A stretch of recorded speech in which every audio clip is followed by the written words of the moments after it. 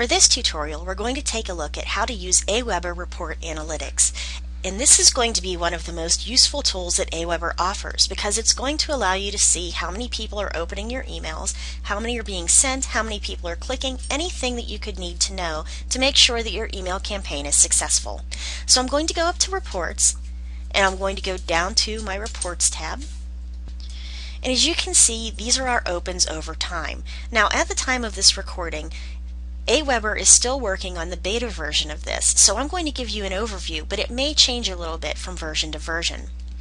Well, first of all, this shows us for this current list, which is one that I chose specifically because it has sent out a bunch of emails, and it shows me how many follow-up messages have gone out, how many broadcast messages, and how many unique messages. And if you want to get specific information about any particular day, you can just go ahead and double click on one of these columns, and it shows you what times of the day people were opening these.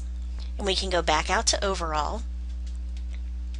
And going down, you can see the date, again, if it was a follow-up, if it was a broadcast, if they were going to unique email addresses, and the totals for each day. Up here, we can put in the detail, and this can let us go to each particular day to see what happened on each day if we'd like. We can display any leads, and we can zoom in time. Now up here you'll notice we can add this to our dashboard. Right now we don't have a dashboard. Up here on the left you can see that we have a dashboard option. I'm going to click on View Dashboard. Now notice that this is an empty dashboard. So you can go ahead and click to see how to add reports to your dashboard that are specialized over what they already offer. But as you can see, we have opens over time that we can look at. We have clicks over time, and this shows us how many people have clicked in our email. And these are on the links that we've put into our email broadcast, how much revenue it's brought in over time. Then down below, we have list opens over time, list clicks over time, new subscribers, and this can be broken up into daily, weekly, or monthly, how they subscribed, how many verified subscribers you have, if you're doing ad tracking, how many people are subscribed or unsubscribed, what countries they're coming from, which state and countries, which city, state, and countries, etc. We go all the way down through follow-up statuses, follow-up totals, percentages, and then down into broadcast totals and percentages. So basically any information that you're looking at, whether it's where they're coming from, if we look at cities, states, and counties, so you can use the graph up here, and you can look at the charts down here.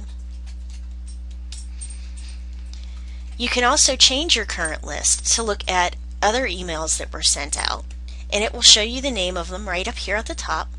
And again, you can look at list clicks over time, etc.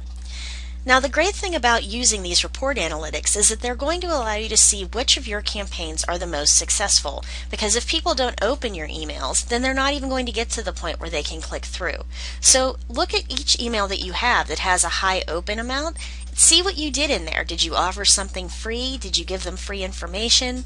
What was it specifically that brought more people to open your email? And once they got there, where did they go? Did they click on a link that goes straight to your website? Did they automatically buy your item? Did they click on a coupon? So these things are going to allow you to see what is working with your email campaigns. Because you can send out 1,000 emails, but if only 10 people open them, that's not going to do you any good and you've wasted that money. Another good thing when we go into messages is that when you set them up, you can decide whether you want to track the clicks that are in your email or not. And if you didn't do it the first time when you set up your message, you can always go back in later and make sure you click this box down at the bottom.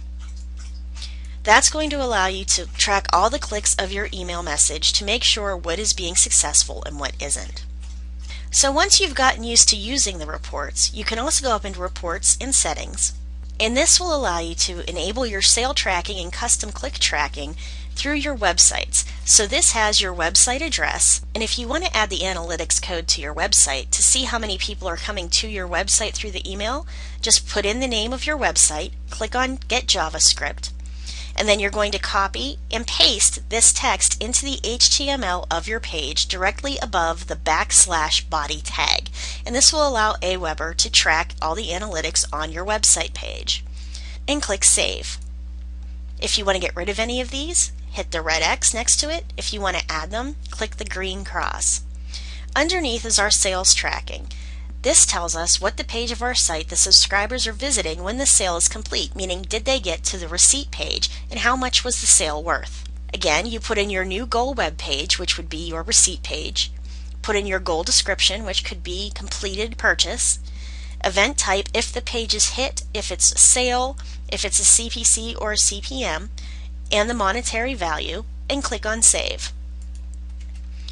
Underneath, these are the URL parameters that we're going to ignore. So if we want to include any query strings in the links to the site, we can tell them about any parameters that won't affect where the link takes subscribers. Again, put in the website address of the page that you want to be ignored here, and then ignored parameter in the name of the web page, just to make it easier for yourself. And then if there are any IPs that we don't want included with the activity, we're going to put the IP address, note that's not website, it's the IP address, into this box and click on Add. Once we have this set up the way we want it, we can go into our reports anytime and we can see what's going on with all of our email campaigns. So that really makes this a useful tool for your website campaigns. Get in, work with it a little bit, and you'll start to see how this can really help you work. So thanks for listening. I'll see you at the next tutorial.